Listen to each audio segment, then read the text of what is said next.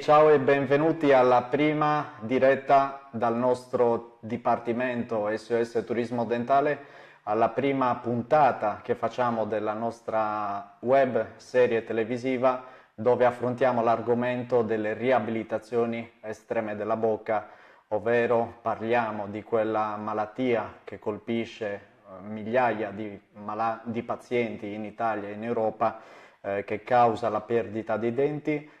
Lo facciamo dall'estero, dalla Moldavia. Io sono Dottor Palmas, il fondatore del primo policlinico in Europa specializzato in questo tipo di riabilitazioni estreme, dove si parla di pazienti che hanno perso quasi completamente tutti i denti, il più delle volte hanno perso già tutti i denti o li devono togliere.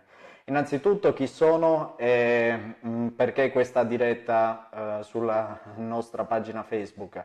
Io sono un dentista italiano, un dentista attivista, mi definisco un dentista attivista che combatte sul fronte, noterai il tema mimetico della serata perché stiamo lanciando il nostro atto di guerra al sistema pubblico che è stato distrutto, sistema pubblico che non c'è più, che non tutela i malati, e lottiamo con tutti gli attivisti, i pazienti che abbiamo curato in questi anni, con i pazienti futuri che avremo, oppure con le persone che vorranno far parte della nostra cerchia, del nostro esercito, del nostro gruppo che costruiremo con i nuovi media, internet.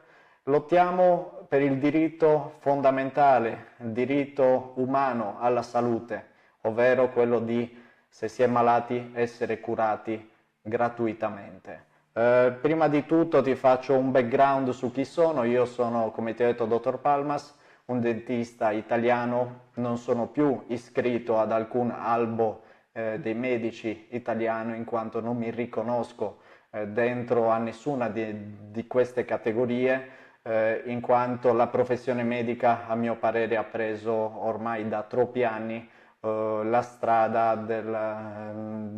delle società per capitali. Società che fanno passare la salute come un bene, un servizio che possa essere commercializzato con la moneta. Negli anni ho fatto tanti viaggi in Europa, già da quando ero in università avevo capito che la specializzazione che avrei voluto prendere non sarebbe stata una branca odontoiatrica, per esempio in l'implantologia, oppure per esempio la conservativa, le devitalizzazioni. Io già da quando ero piccolo, che avevo 21 anni, 22 anni, dentro all'università mi sentivo un pesce fuor d'acqua, non trovavo nell'offerta formativa niente che si confaceva a quelli che erano i miei ideali e alle mie aspirazioni. Quando iniziai a curare i pazienti capii che non volevo curare le carie, le devitalizzazioni, le otturazioni, ma avrei voluto curare quel sistema che generava i malati. E mi sono accorto col tempo che questo mio desiderio mi avrebbe portato all'estero. Allora ho iniziato a viaggiare, prima 1, 2, 3, 10, 20, 30 viaggi in giro per l'Europa, lavoravo la mattina dal lunedì al giovedì, di sera prendevo l'aereo, partivo per una capitale dell'Europa dove mi invitavano le cliniche che facevano il turismo dentale, avevo messo su un blog, il primo centro di raccolta dei pazienti malati che fanno cure transfrontaliere, quelle che si chiamano turismo medico oppure turismo dentale, che vanno per la Croazia oppure qua in Moldavia oppure all'estero in Ungheria, e insieme a queste cliniche avevo raccolto tutti quelli che erano i problemi di questo tipo di viaggi, di questo tipo di esperienze, queste soluzioni, e avevo scritto un libro che per ogni problema aveva almeno 3 soluzioni. Negli anni mi ero specializzato nella informazione. Sul blog davo tutte le informazioni che scoprivo, sul blog conoscevo persone malate che stavano intraprendendo questo percorso e negli anni mi sono sviluppato una formazione unica nel suo genere, grazie a oltre 2000 anni, ho fatto la somma, oltre 2000 anni di esperienza che mi era stata trasmessa da queste cliniche, oltre 100 cliniche intervistate ogni clinica c'è chi lavorava nel settore da 20 anni, chi da 15, messe tutte insieme sono arrivate a 2000 anni.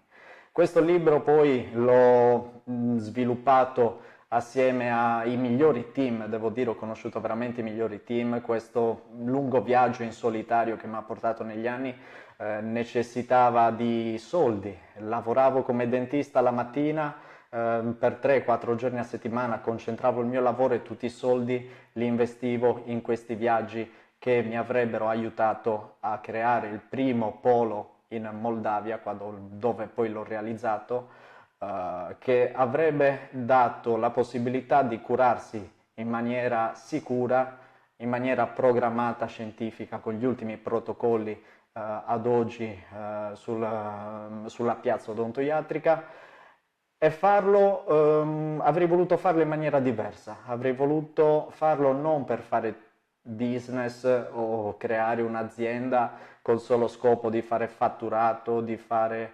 espansione. Avevo dentro di me ben saldi quelli che erano i valori che mi erano stati trasmessi da un grande maestro che è stato per me, dottor Seeberger, che saluto se mi sta guardando, che anni fa poi ho rincontrato in aereo e parlavamo più o meno delle stesse cose. Lui non sapeva che io stavo sviluppando questo progetto, lui mi parlava di come sarebbe dovuta essere la sanità pubblica e mi sono veramente riconosciuto in quei valori che lui mi aveva trasmesso indirettamente durante le sue lezioni. Non sono figlio di dentista, non sono stato influenzato, ecco, da un padre che mi ha instillato nella testa i valori dell'impresa odontoiatrica. Ho avuto tanti maestri e questo mi ha permesso di essere contaminato per l'aspetto tecnico, per l'aspetto dei valori, come dicevo, per l'aspetto invece della filosofia di crescita. Mi ha portato veramente a conoscere le migliori persone questo viaggio e sono un condensato, io penso unico, veramente pochi odontoiatrici sono in Europa che hanno le mie conoscenze, il mio background alle spalle per poter dare e formare un gruppo con una filosofia di onestà che punti al futuro delle cure transfrontaliere. Il turismo medico, ti posso dire dopo questi anni che in realtà non esiste, è un blocco della mente. Quando tu pensi che viene definito turismo odontoiatrico, quel fenomeno delle persone che viaggiano da A a B per potersi curare, a me viene da pensare, ok, ma allora se uno vive a Milano e si sposta a Roma a curarsi, anche quello sta facendo turismo odontoiatrico? Oppure se un paziente dalla Svizzera scende 2 ore di macchina e si cura a Milano, allora anche il dentista milanese sta facendo turismo dentale? Queste dirette che faremo, ne faremo una alla settimana, ti aiuteranno a rompere i tuoi schemi mentali sbagliati, perché in giro c'è solo disinformazione sul settore della sanità privata transfrontaliera. Servono a farti capire, a contaminarti con quelli che sono i valori dell'equipe, del team con cui ho creato questo miracolo, io lo definisco, che sta aiutando veramente migliaia di persone a non indebitarsi con una banca, a non andare domani ad aprirsi un prestito da 20-30 mila euro per poter mangiare. Avrà i denti, ma poi non avrà più soldi per mangiare. Ho visto persone piangere, ho visto persone indebitarsi fino al collo per avere riconosciuto il proprio diritto alla salute da una SRL privata. Allora andiamo avanti, io mi sono fatto una scaletta di quello di cui vorrei parlare, perché la diretta streaming, la televisione non serve più, le ultime statistiche danno il prossimo anno ancora in calo il pubblico della TV di un altro 5%. L'anno prossimo l'85%, il 75% dei dati trasmessi su internet saranno video e nello specifico di rete streaming. La nuova TV sta nascendo, la TV ci permette di entrare in contatto con le persone che hanno questo problema. Oltre a questo, i social media, Facebook, ci permettono di creare massa critica, quindi incontrare tutte le persone che la pensano come noi e dare inizio a quello che è il progetto che scoprirai durante queste puntate saranno circa una cinquantina, sessantina di puntate quest'anno che ci proietteranno poi nel 2018 alla presa di coscienza del nostro pubblico, del nostro grande pubblico che si espanderà a macchia d'olio in tutta Italia, che la pensano come noi, e poi nel 2019 andremo dritti in Europa per chiedere che ci venga dato l'appoggio per portare avanti il nostro progetto di sanità pubblica. La sanità pubblica, appunto, quella che non c'è più, c'è stata in passato, che se noi pensiamo cos'è la sanità pubblica, siamo noi che con le nostre tasse ci aiutiamo, mettiamo dei soldi da parte per quando stiamo male, per essere curati. Il problema oggi è evidente, ovvero i soldi ci sono, siamo uno dei paesi, l'Italia è uno dei paesi al mondo che paga più tasse, i cui cittadini pagano più tasse, però questi soldi scompaiono letteralmente. E quindi i malati, la fascia più debole della popolazione, gli anziani, i giovani senza lavoro, ho visto giovani di 20 anni, di 30 anni che non avevano più denti, che li stavano perdendo. Andare all'ASL, sì, le estrazioni erano gratuite, però poi per rimettere i denti dovevi, a parte fare liste d'attesa, ti davano la dentiera mobile. Oppure ti davano gli impianti dentali, però poi le protesi dovevi andarle a fare in studi. In studi ci sono stati scandali, se leggete sui giornali di questi fenomeni. La sanità pubblica va ricostruita. Se noi ragioniamo e pensiamo che il pubblico siamo noi, perché dobbiamo per forza passare attraverso lo Stato?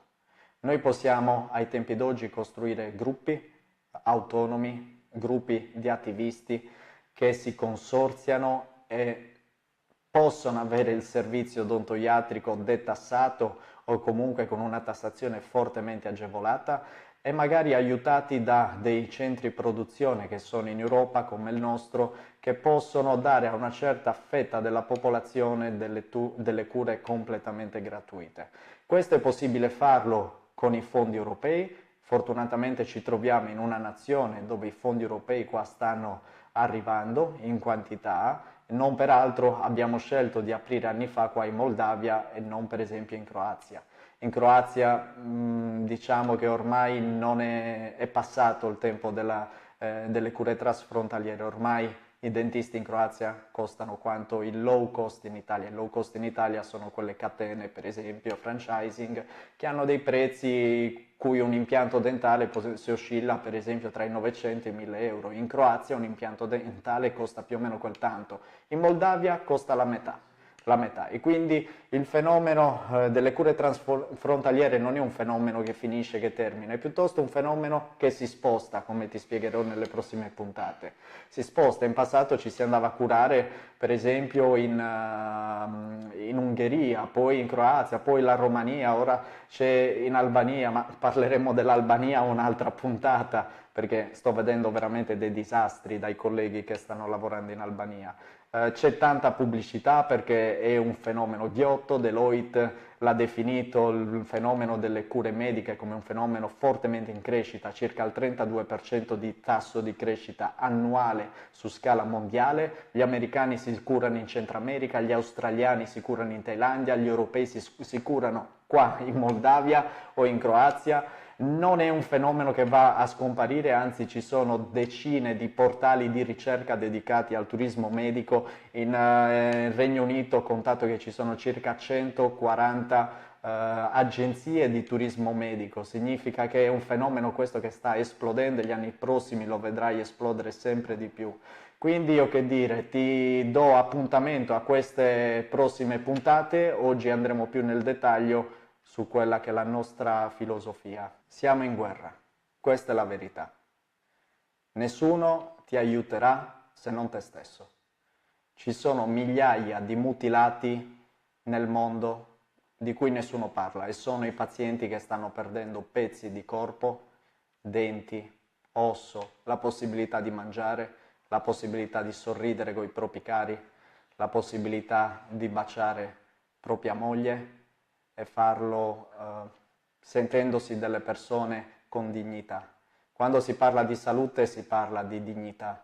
Una persona malata, lasciata a se stessa, senza la possibilità di avere una cura, è una persona che viene fortemente colpita nella dignità. E quando io penso a quelle persone che sono ora in università, che stanno studiando per fare i medici di domani, penso a cosa stanno aspirando, a cosa vorranno fare dopo l'università. Vorranno far parte di un sistema privato, quindi emettere fattura per la possibilità che gli viene data di curare le persone, oppure vorranno fare gli attivisti come noi, andare in frontiera, aiutare le persone e costruire un qualcosa che rimarrà i prossimi 100 anni, mi auguro. Questo è uno dei pensieri che durante i miei viaggi mi ha spinto a fare tutto questo. Molti mi hanno detto sei un pazzo, non riuscirei mai a fare questo, stai lottando contro le lobby, stai lottando contro un sistema che non può cambiare. La verità è che gli innovatori sono delle volte dei pazzi ossessionati da delle idee che più delle volte si trasformano in realtà. Siate pazzi, siate affamati nella vita, diceva Steve Jobs. Io l'ho colto in pieno questo modo di pensare. Non ritengo che avere la laurea o essere iscritti a un ordine dei medici sia condizione necessaria per poter aiutare le persone. Per questo io mi sono cancellato dal mio ordine dei medici, in quanto uno, non opero più in Italia, due, non mi riconosco in questi sistemi che dovrebbero vigilare sulla qualità, sulla sicurezza, non per esempio sulla qualità delle pubblicità. Le pubblicità, a mio parere, non dovrebbero neanche esistere in campo sanitario, quindi non ha senso parlare delle pubblicità. La salute non ha un prezzo, non può essere commercializzata. Se noi parliamo per esempio di acqua pubblica, che senso ha fare pubblicità per l'acqua se l'acqua ti viene data gratuitamente? Il sistema delle pubblicità non ha senso, bisogna parlare della sanità, deve essere privata oppure deve essere pubblica. Questi sono i veri temi di cui bisognerebbe parlare. I prezzi possono variare in base al tipo di sistema che ha uno studio dentistico oppure il sistema vedendolo da più grande paese. Se un paese ha la tassazione al 45%, al 42%, più ci metti dentro il 12% di cassa previdenziale che paga un dentista italiano, più i costi dei materiali, degli intermediari, i dentisti italiani non ne hanno colpa, sono strozzati da un sistema paese, tutta la sanità è strozzata dal sistema contributivo, la salute non dovrebbe avere la tassazione. Se una persona è malata e ha già pagato più di 200.000 euro nella sua vita in tasse, non ha senso che vada un medico, gli fa un preventivo di cura per rimettere tutti i denti che oscilla per esempio dai 25 ai 50.000 euro, la metà di quei soldi che darà il professionista, il dentista, se ne vanno con le tasse. Con le tasse. Hai capito bene? Con le tasse. Stiamo ripagando una seconda volta lo Stato che tassa le pensioni, quello Stato schifoso che tassa le pensioni. Una persona ha già contribuito col sangue durante la sua vita, arriva agli ultimi anni della sua vita e deve continuamente subire queste sanguisughe che gli vengono attaccate sopra per succhiargli gli ultimi litri di sangue che gli sono rimasti. Questa è la verità che non si parla, di cui non si parla in televisione, non si parla nei media normali. Per questo ne stiamo parlando sul web, perché non ci verranno a intervistare. Nessuno ci ha mai chiesto state facendo un progetto fantastico, vorremmo venire a sentire come funziona. Perché? Perché non va contro probabilmente le lobby, non ci viene data voce, ma oggi internet ci può dare quella voce che è necessaria, che molte persone vogliono sentire. Molte persone oggi stanno spegnendo il televisore e aprendo il computer perché si rendono conto che certe informazioni sono viziate. Si parla di argomenti sbagliati per distrarre le persone da quelli che sono gli argomenti fulcro, cardine, che non bisogna toccare. Ho visto cose, veramente scoprirai in queste puntate, da accapponare la pelle.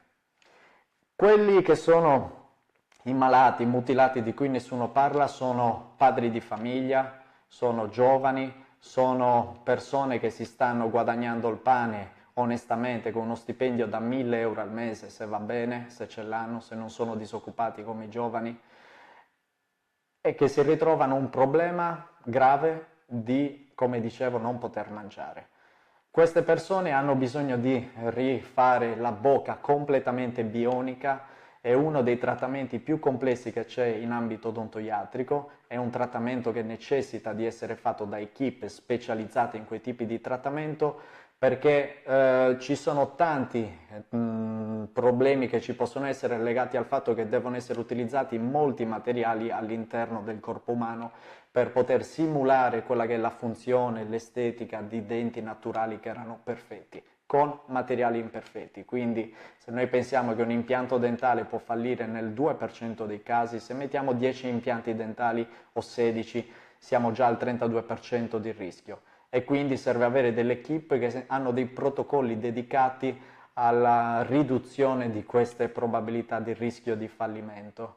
Queste persone gli viene prospettato un preventivo, il più delle volte che non capiscono, perché è ridicolo come si fanno i preventivi in ambito sanitario, sembra di andare praticamente dal meccanico, rondella 10 mm, cavetto blu, oppure insomma tutti i pezzi del ricambio che vanno messi, poi si fa una somma, sotto c'è il prezzo, il paziente torna a casa, la moglie gli chiede, beh, quant'è?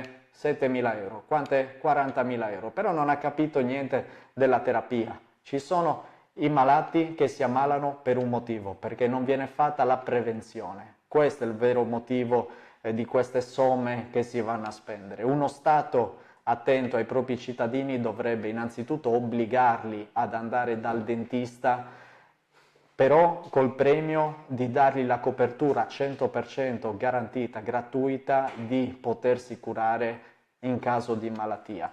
Questo non viene fatto, eppure la prevenzione costa molto meno che curare, ma anche curare una bocca, tolte le tasse, ti posso dire che qua da noi in Moldavia i prezzi dei materiali sono uguali a quelli che abbiamo in Italia, tolta l'IVA, costa circa tra i 6 e gli 8.000 euro. Questi sono i costi di una riabilitazione completa della bocca. Se uno ha pagato 200.000 euro di tasse durante la sua vita, lo Stato non ha 6.000 euro per rimettergli i denti, per permettergli di continuare a mangiare.